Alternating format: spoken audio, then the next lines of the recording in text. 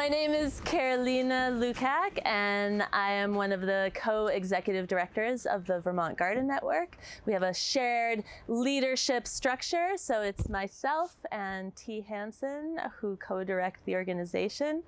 Vermont Garden Network has been around for almost 25 years. Next year is our 25th anniversary. Started as a very small neighborhood group of folks wanting to garden together in community gardens in Burlington. And now, almost 25 years later, we have a statewide reach. Our work focuses in food access, garden education, nutrition education, and providing the knowledge and the resources for people of all ages, all backgrounds, to learn how to grow their own food. We have a whole bunch of programs, everything from courses that take place all growing season long. We do a lot of work at affordable housing sites around the state where residents have access to a garden space, and we have a monthly schedule of activities to support them in growing their own food. A vegetation van that is outfitted to show up at schools and libraries and community centers to provide nutrition education, cooking demonstrations and pickling and fermenting and dehydrating, mostly with young children and some adults as well, and a whole bunch of other resources and grants and volunteer opportunities as they arise. Really, our work peaks during the growing season. So we consider the growing season, prior to this year, we would consider it from April to October. And this is the first year that Vermont Garden Network, VGN for short, that we're managing our own greenhouse. And so now our growing season started beginning of March. Right now we're standing at the greenhouse at Landry Park. It is new. As of March 23rd was our grand opening. The physical structure, those metal ribs, existed in a prior location. The structure was down at the O'Brien Center in Winooski and had been there for around 10 years. The greenhouse was managed by the City of Winooski Recreation and Parks Department. And in the last 2 years, the greenhouse had experienced a lot of vandalism. So between items being stolen and the plastic being slashed a couple years in a row, which really led the city to close the greenhouse project for a year and come to the conclusion that they could no longer manage the space and that particular location of the greenhouse. In the meantime, I believe it was 2022 when Vermont Garden Network got a grant from the Vermont Foodbank to build a community-centered greenhouse. For 2 years, we looked for a location. We tried in Burlington, we tried through UVM, we tried in public spaces, we tried in private spaces. And just for one reason or another, things fell through. We were really looking for a site that was public access, near public transportation, where there was some infrastructure in place, water, electricity, some sort of a gate to provide an enclosed area. And as we were looking for a site, somebody passed on the word to Ray Coffey at the City of Winooski, who was trying to get rid of their greenhouse. And so it was just one of these really magical connections that were made where Ray said, I have this structure, I need somebody to manage it. And we said, we have the money to outfit a structure and we need a location.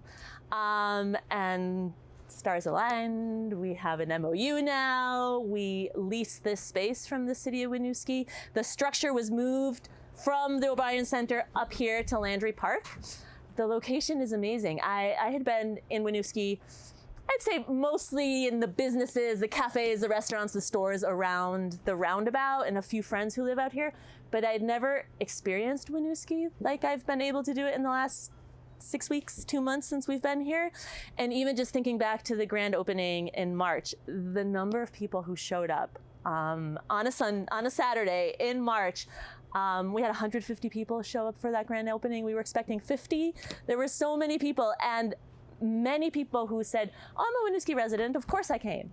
And of course I walked. And yes, I'm within biking distance. And I don't think it was until then that I realized that the sense of the community in Winooski. People show up. There were many city employees, and the mayor has stopped by, and just people who are invested in Winooski who have come to visit the greenhouse and kind of see what we're up to, have heard about it, and want to check out what we're up to. So I feel very fortunate that we are in Winooski. Also kind of an interest in this urban agriculture piece. And for those of us who live closer to a city, whether it's Burlington or Winooski, a more urban center, where can we grow food and how can we access spaces, yes, to garden, and if we back up a step, not only to grow vegetables, but to start the seeds in a place, because what we see is just, it's a lot of money to go out to a greenhouse and buy all the plants that you need. And although there's amazing greenhouses now that sell a beautiful selection of plants, it's really fun to be able to have seeds or inherit seeds or trade seeds with someone and then have a space to start those seeds on your own.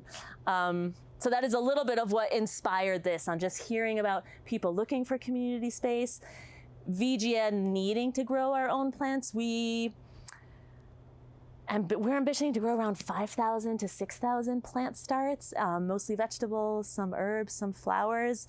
In past years, we've bought those plants and received some of them by donations. Now we are growing them ourselves.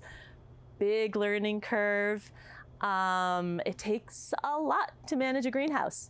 For the first few weeks, we had a heater malfunction. So there was kind of everyone that we know in Vermont troubleshooting with us, between UVM Extension and several farmer friends, greenhouse building experts, the propane people, the electricians. This went on for about 5 weeks. Finally figured it out.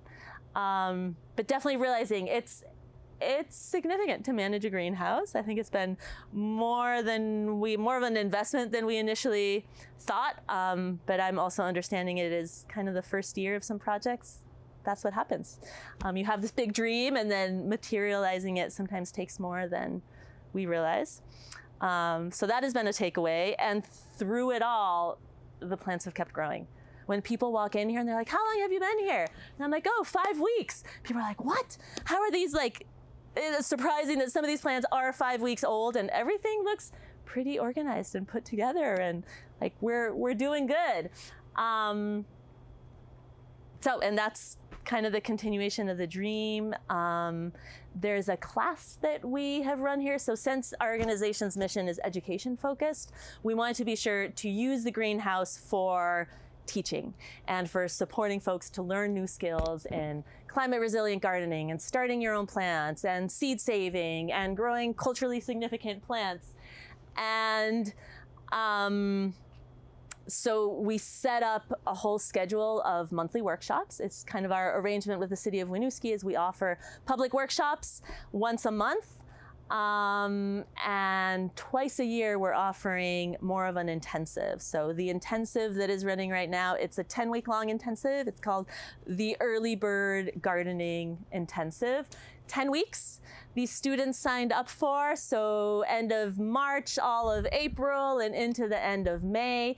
And that gives students enough time to start seeds for pretty much anything you want to grow, from onions, celery, parsley that were the first seeds planted, to this week we're getting near to the end of the first round of seeds. So we're planting our cucurbits today. So things like cucumber and melons and squash and zucchini. And everything in between. And so those students, just seeing them arrive, there were a couple of weeks ago when they were talking about, we were kind of doing a check-in on how are people feeling, how are your plants looking, and then how are you feeling about being in the greenhouse? And there were several people who said things like, "I feel hopeful, and this is my peace of mind, and I come here in the morning when I just need some solo time." All students have access to the greenhouse at any time that they want to come. And so we run into people here early morning, visitors, as well as folks in the middle of the day and the end of the day. And it's just been really fun to get to know some of those students and to support them in their journey to grow vegetables and herbs and flowers. Some of them have a lot of experience and were needing a space to actually grow their plants, and many of them are totally new to gardening. So half of the greenhouse kind of all these pallet tables. I believe there's 8 pallet tables that are student tables. And so a student has space for between 7 and 10 trays. And so that's why you see kind of different trays arranged different ways and a whole different shades of green of plants. For example, this one is Megan and Nancy are sharing this table. And so during class, we've gone through things like why would you choose this kind of a seating tray versus something larger? Like, for example, a 4-inch pot for tomatoes versus a 50-cell flat for basil and dill. And that looks like chamomile to me. So differentiating like the containers you use and then really guiding them as this week we're planting brassicas. This week we're growing heat-loving flowers. This week we're growing our cold-tolerant greens. And so in that sense, it's been you arrive to class and teacher Carolina guides you and gives you some suggestions as to what you might grow this week. And then you look through our seed collection, which is over here. We are very fortunate to have long-standing relationship with Gardener Supply, who at the end of their season, they have all these seeds that cannot be sold any longer. And so they could end up in the landfill or they could end up in our hands. And so between us and a couple other organizations around town, we received thousands of seed packets from last year. The seeds are still completely viable. Seed germination, viability, I'd say like 3 to 5 years, you're safe. Kind of as time goes on, sometimes the germination rate reduces. But all is to say, we have access to a bunch of seeds and nothing gives us more joy than sharing those seeds with people. And so I'll give you one example. So we try to keep things organized and there's many people in the greenhouse coming in and out and the excitement that is generated. So every bin is a plant family or a plant type. So this one is a little broad, it's green. So green leaves, which may include lettuce, kale, spinach, chard, other greens, collards, tatsoi, and then a whole bunch of seeds. And so students will kind of look and see what they want. We have all these varieties cataloged in an Excel sheet so they can go online and kind of click on the variety and read about Great Lakes crisp head lettuce so that they know when they get to the greenhouse what seeds they're looking for. I've seen some students bring their own seeds. Some students who have more experience or we're looking through a seed catalog and we're really excited to start a certain variety of tomato. So they're welcome to bring their own seeds. And I have seen many people do that. And this side of the greenhouse where I'm kind of preparing for this early bird class is where VGN lays out the plants that we're using for our programming.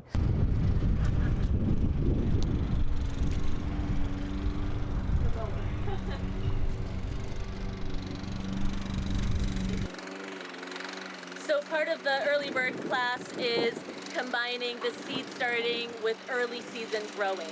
And so we have a very small plot within this community garden. There's a wait list at the community garden. So we got as much land as was available this year, which is 7 feet by 12 feet. And so these were the first plants that exited the greenhouse at Landry Park. We planted them 2 weeks ago, and the lettuces, for example, some loose leaves are ready to harvest. And so particularly for the students who are newer to gardening, they're like, well, what do you mean? What's the distance between lettuces and when can I plant it and how do I transplant? So really trying to kind of complete that full circle from plant the seed, wait 4 weeks, harden it off, prepare your beds, transplant like this, put some row cover because there's still some evenings with frost, and then remember that your garden is there for eating. So this is dill. Dill is a cold, hardy herb, and you can already pinch off. I always say within 2 weeks of transplanting, you've given the plant enough time to get used to the stress of being transplanted, and you could harvest enough dill and maybe some cilantro for a nice cucumber salad or a quinoa salad of some sort at home. The smell is delicious. I find that especially beginning of spring, it's so nice to smell fresh herbs and greens, and The lettuces we grow, some are going to form a head, but I kind of like encouraging people to grow loose leaf lettuce, because what you can do is kind of pick a few leaves from each lettuce. And if I went around to these, 15 lettuces that are around me, I would have salad for 2 people. And this is 2 weeks of growing in a garden, 4 weeks of growing in the greenhouse, so that's 6 weeks. 6 weeks later, you can have a salad. So kind of supporting people to know, like, it is kind of simple. You need like the dedication and some guidance and some access to space and resources, and when all that comes together, it's pretty easy. So Carolina, I understand a lot of the community members are new Americans looking to grow vegetables from their region. Is that possible to do here in Vermont? It's possible to grow many plants, but not all plants in Vermont. We've been learning a lot about crops from around the world through our partnership work with New Farms for New Americans. We're on year 4 of partnering with that organization to provide support for new American refugee and immigrant farmers in Vermont. And so I've been learning a lot about crops from different parts of the world. Many Bhutanese families who grow in kind of the Himalayan region is one area, and then African families, both from East, West, Central Africa, who are just used to food that grows in a warmer climate. And so we're standing in front of a community garden plot that is tended to by a Bhutanese, Nepalese family. I remember seeing it in the fall, so I know what the remains of this crop is. And this vine, you can see the trellis that remains, is a crop called, I know it is kaigwa. In Nepali, I hear the pronunciation something along the lines of tukrukre, and it is also known as slipper gourd. It's kind of, I think the closest relative to a common plant is like a wild cucumber. And we are definitely extending the growing season here. It barely has enough time to produce the fruits before frost. It is frost sensitive, it likes warm weather, and we are starting many of those in the greenhouse. And then we will donate them to community members here who are super excited. Many Nepali families have been tending to their plots here, and if they see us in the greenhouse, they'll knock on the door and walk in, and they immediately know, like, whose table is this and who's growing that, and they'll like spot the plants that they know from across the greenhouse. So it's some like a whole area of growing in Vermont that we've been exploring more and learning more and realizing that there is a need. You can't go to your local greenhouse plant store and buy African eggplant or the Dali Corsani peppers or this tukrukre or bitter melon starts. So a lot of the food that is sold at like the African market and Thai Fat Market in Burlington, there's a whole community of folks who want to grow those. So supporting them with seed saving and sourcing seeds and growing out the plants. We're partnering with the Winooski Gardening Club for a plant share event on May 17th. And that'll be our first opportunity to share some of these plants with the community. I hear it's a very well-attended, much-loved event in Winooski. We will be there with a table offering some donations of plants like the tukrukre. So we're growing all of these plants for our garden beds. The total square footage of what we are planting is around 6,000 square feet. And so that is about 1 plant per foot is what you're seeing on all of these tables to my right and my left, and it expands beyond as well. And so some of those plants include your classics like tomatoes and peppers, sweet peppers, hot peppers. We have lots of brassicas, all of your broccolis, cabbages, lettuce, all of that fun stuff, as well as some super fun, culturally significant varieties that we're growing for the family room.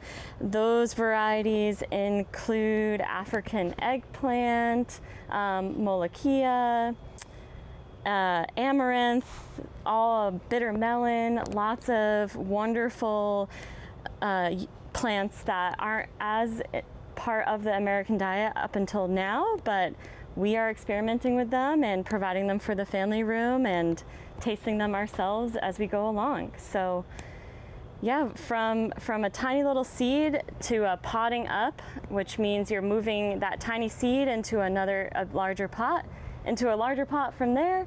Then it goes outside, and once it's all done, that whole process, it is in the gardens growing and producing food for every one of the people in our programs. So I'm standing in front of this half of the greenhouse, which holds all of the plants for our programs, for Vermont Garden Network's programs that we run. And so we have a few programs that we're growing plants for. One of them is our collective garden program. So we are managing 3 different collective gardens. Collective garden means there's a group of people, say 20 people, who tend to the same plot of land all together. And so they make decisions together, they plant together, they harvest together.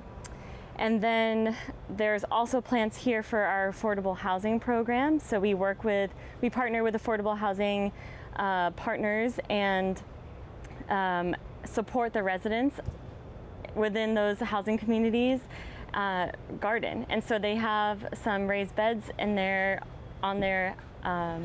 affordable housing sites, and we kind of communicate with the gardeners and we give them some plants and seeds for those programs. And I find they in my mind, I'm always thinking that they're going to dry out, and they Probably.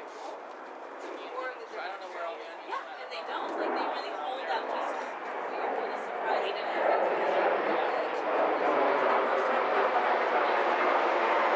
think it maintains a little bit of the moisture there, because any edge will dry out a little bit more. Yeah. Even when I've had them hardening off on my porch, like on the stairs to my house, they've been fine. Hi everyone. So nice to see you all. JC was just commenting how it feels like a totally different season of warmth in here, for sure.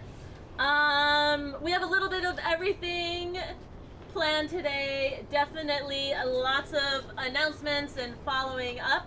So I have my cheat sheet here that I'm just going to go through a little bit, and then I would say today's kind of like a catching up, a looking past at what we've done, looking forward, and catching up. Angela and I were talking, and we sense that like halfway through class, there's like this energy of like, I just really need to pot up my plants and tend to my plants. And so today you're gonna have time to do that. As far as where we're at, so this is class number 6 out of 10. So we're beyond the halfway point. And this is week 18 of the calendar year. Week 18 in my mind is a big week because it is the week of the average last frost in Burlington. So the date that I tend to reference is May 3rd, and so we're at the beginning of that week. May 3rd is Saturday, and it looks like tomorrow night is in the low mid 30s, which in my cold hollow in the New North End, there might be frost. And then from there, it looks like 40s and 50s at night, so it really might be. That said, we never know, but week 18 is we plan to get to week 18, and then from week 18, we plan kind of the transplanting after week 18, so it feels like a big week, and we're here. It's April 29th. Then various notes. So I kind of did in no particular order, but I decided to stand here because we have a fabulous hose and we have water access, which is revolutionary here in this greenhouse. And so I wanted to show you all how to use this hose. So one note is I'm going to put a kind of a label near the exit because ideally we always turn the spigot off. And so I've been guilty of not turning it off. Oh, sorry. A little refreshment of not turning it off sometimes, and then other times turning it off. And so Beth, you probably thought it didn't work.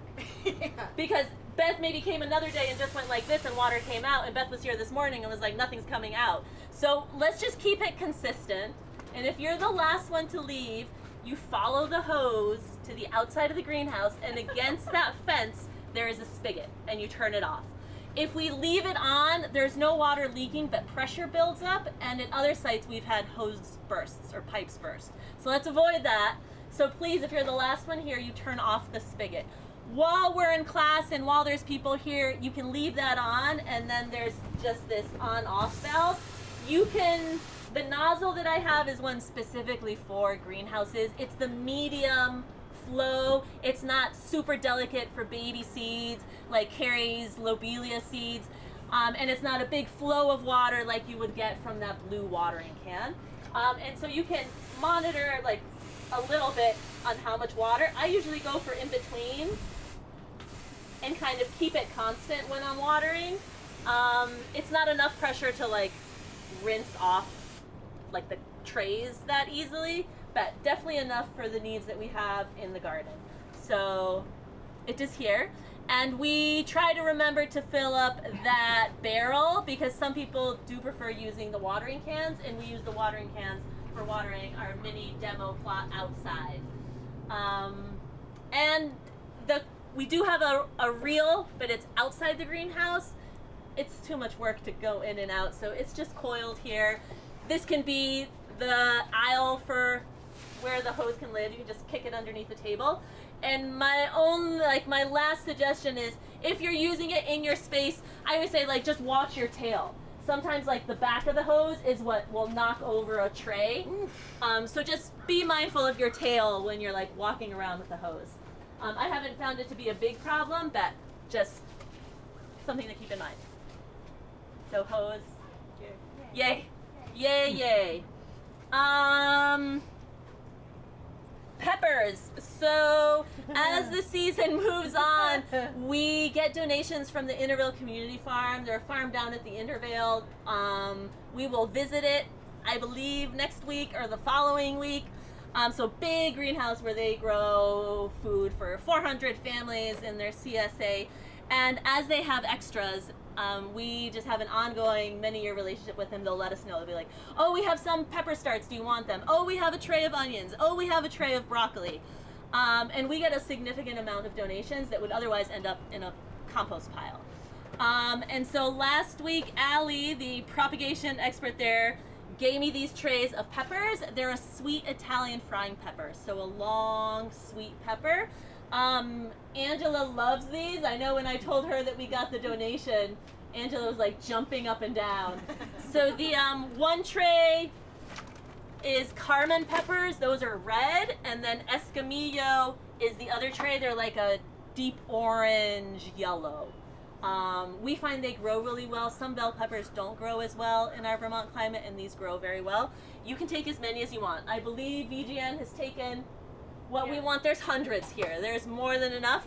They definitely need to be potted up, and so similar to how you all seeded, you could pop out a plug and then you'll have to separate individually. I would say this week definitely. Whatever's remaining here by the end of the week we will compost.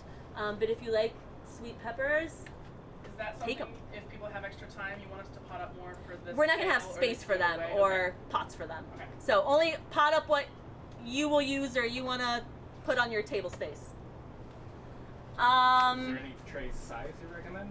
Yes, so good question. So I think that's something that I want to like review. So I would say for peppers, I would use the 4-inch. And I think some of these, there's two different sizes of these in our collection. Some are 4, some are 3-inch, but these square pots.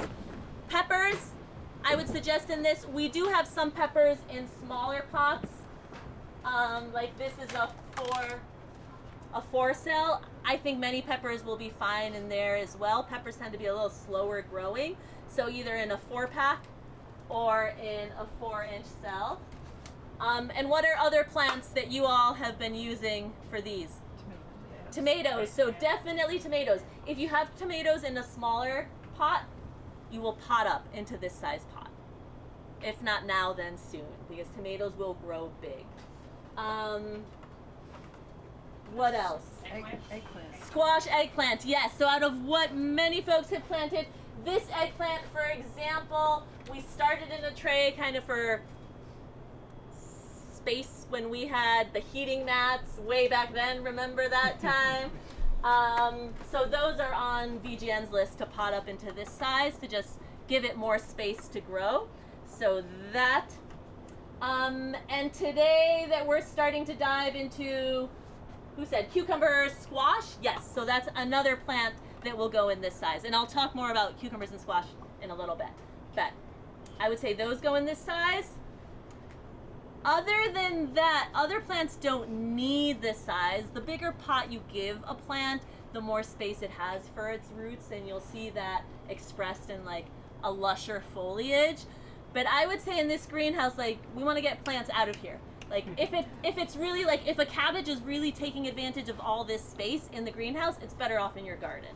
So let's prioritize these for the heat-loving, need to grow a long time in the greenhouse. Those of you who've planted tomatoes outside in a garden before, what do you wait for to know when to plant them outside? And I say it because for your kale, I've said, like, if it has 4 leaves, take it out. Tomatoes have 4 leaves, but they're definitely not ready to go out. So those of you who have more experience with tomatoes, what are you waiting on? A whole week of minimum nighttime temperatures over 50. Exactly. There you go. Take care. And in your experience, around when has that been in past years? Like, Mid to late May. Yep. But I'm in Milton by the lake, so other mileage may vary. Yep. I'd say VGN in the Burlington area, we're also mid to late May, like 3rd week, 4th week of May. Sometimes the 2nd week of May, if you have your row cover there and ready just in case it's a little colder. But that is part of this. Usually I have like a little weather note here on like the highs and the lows. It's just hot today, so it's just hot.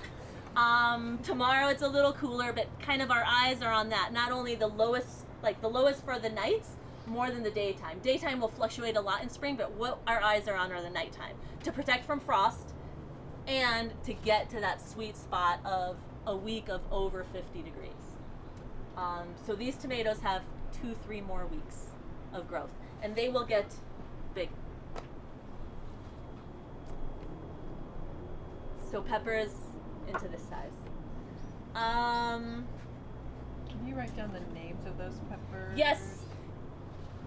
I'll write because this one has a label, but I saw this tray does. Oh, it does. Look at there. Escamillo. And I had it. I drafted a email for you. I usually send you all an email on Monday or Tuesday with a preview, and I had a link to these peppers. So all the way I'll in the write it front on there, and then in the follow-up, so you can read more about them. Escamillo and Carmen. Trays and pots, so part of it was JC's question on like some recommendations for a size. My one note on trays, and these are being used, but I'll show this one. So these trays are, I call them carrying trays, like to carry your plants home or to put these heavier 4-inch pots and carry them to your table or to the potting up area, versus this kind of tray. Can you see how the webbing is different? It's a little thicker. These are for soil blocks. And so when we started out this season, I think we only had these, so many of you are using those as your bottom tray. If you could, when it's time to go back to our places and look around, and if you see any of these trays being used as bottom trays, switch it out for these. The other one that you can use is, will you just show a short one that's there? Yep. This one? See them Right here. Oh. very shallow ones. Yeah, like the one that Micro Angela is trays, holding yeah. up. And I point out those because the trays, these 4-inch pots don't all fit in these. I don't think some of you have had that problem where you think 3 are going to fit in a row and it's like 2.5 fit. There's 2 different sizes of these. It's hard to tell the difference.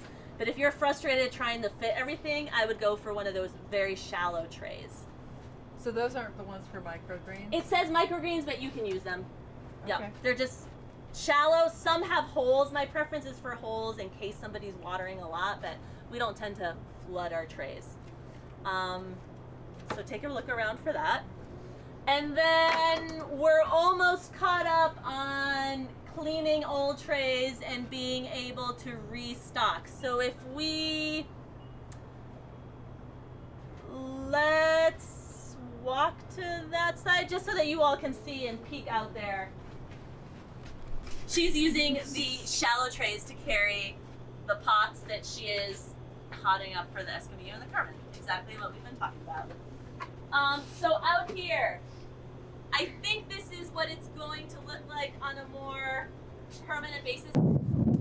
When we have like new system in place. I will let you all know.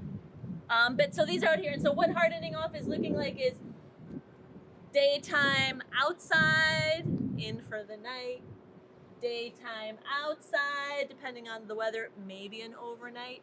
The first overnight, we'll use a little bit of row cover. If you don't have row cover, tuck them like close to the wall or near a stair, or near the edge of a building, so it has some protection from wind and temperature modulation.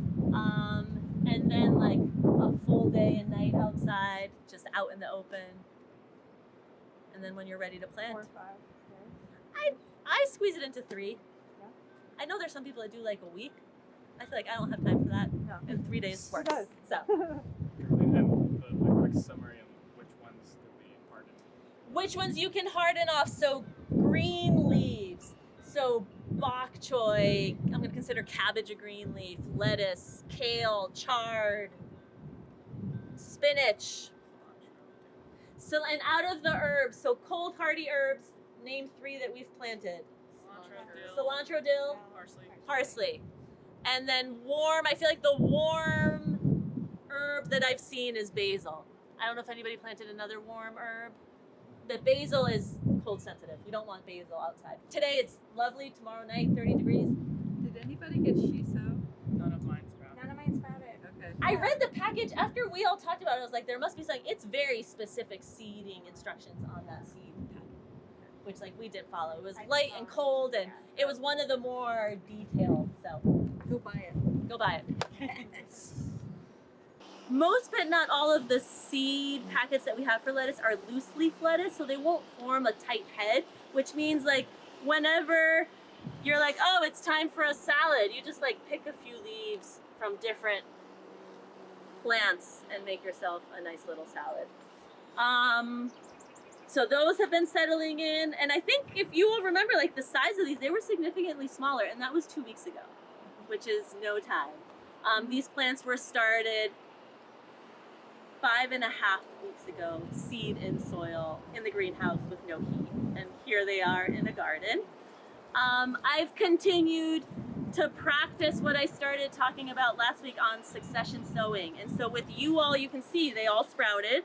The mesclun mix that we planted together, kind of following the one of my guidance tips for succession sowing is when you transplant a big plant, plant some seeds of the same plant.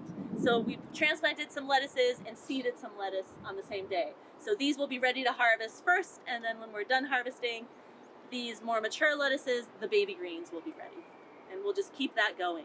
So I added a week later, I seeded arugula and 3 rows of those market turnips, those white Hakurei turnips that are delicious, and a couple rows of carrots in front of Carolyn. I'm daring. I know I talked about the vole tunnels that I saw here. We're gonna see what happens. I planted it's called a little finger carrot, so it's a smaller carrot, so we'll see.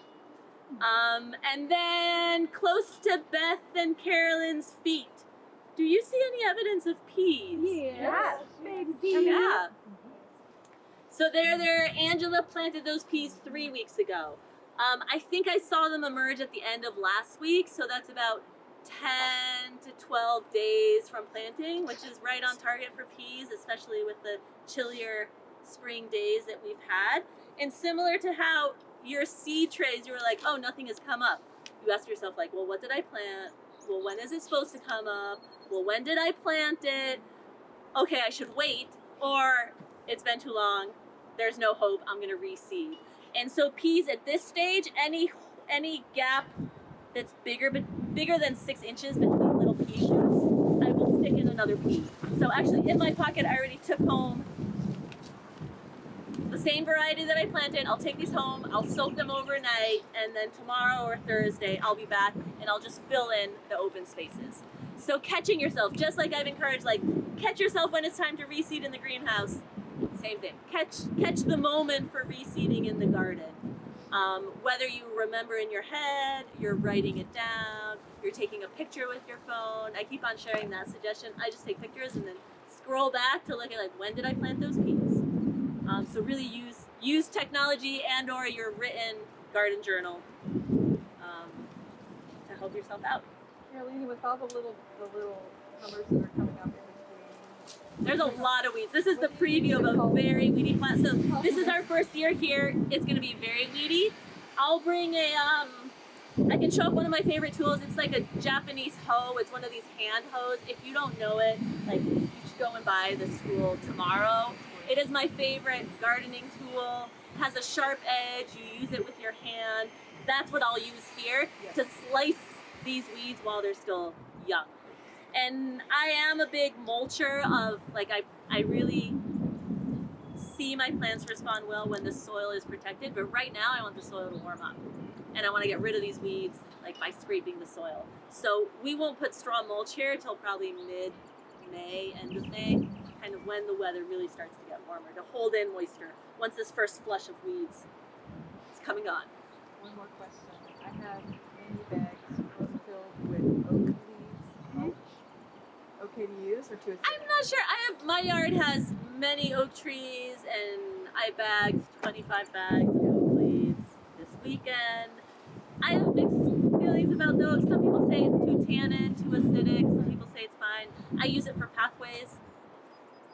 I've never used it for mulch around my vegetables. We chopped it up really fine. I'm worried about the tannin. Yeah, I don't know. I've heard mixed reviews. Maybe try it on one bed this year so you know, because it's a free resource for gathering them from your yard.